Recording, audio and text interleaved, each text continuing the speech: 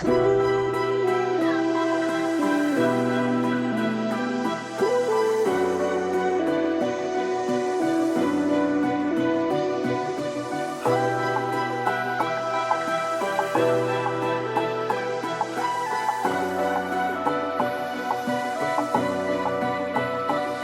ំហូរយំថ្វាយបង្គំទៅព្រះសម្មាបស័យខ្ញុំស្លាប់សុំមកខ្លាចជាផ្សែងកច្ឆាសញ្ញានឹងខ្លួនឯងឈប់បង្ហូរទឹកនេត្រាថ្ងៃដែលយំម្ដងទៀតគឺជាថ្ងៃដែលលើដុល្លារមិនបាច់ដើរជុំមើលសិនជាអ្នកខៃរ៉ាបស័យដាក់មុនគោរពជាទីរាបើចង់សាយចំអឬក្អកមុសាខ្ញុំធ្វើធម្មតាតែគ្នាមានចលនា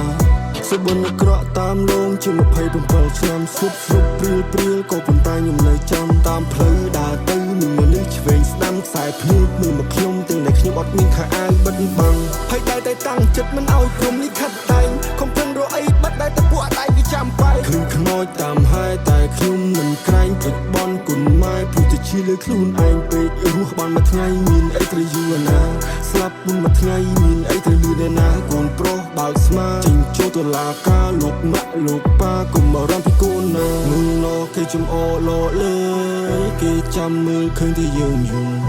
យាយប្រាប់ឲ្យកុំប្រឹងចៅអើយគេប៉ះលើកដៃតាំងខំមើលណគេចំអលលើ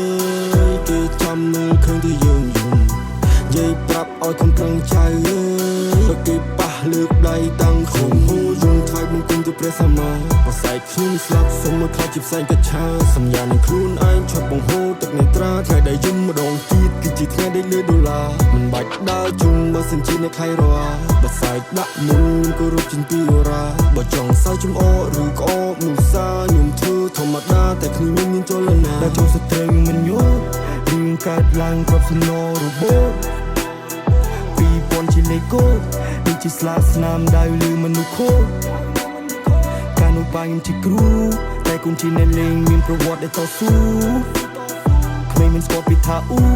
ចូល8បេរុញគេបងនឹងទូបញ្ហាឡើងតាមលេពន្លឺព្រះចាំងគ្រួភ្នែកដោះស្រាយយ៉ាងណាក៏មិនអងធំមានកម្លាំងដែលជីកសងអតីតកាលក្រាកងក្រុង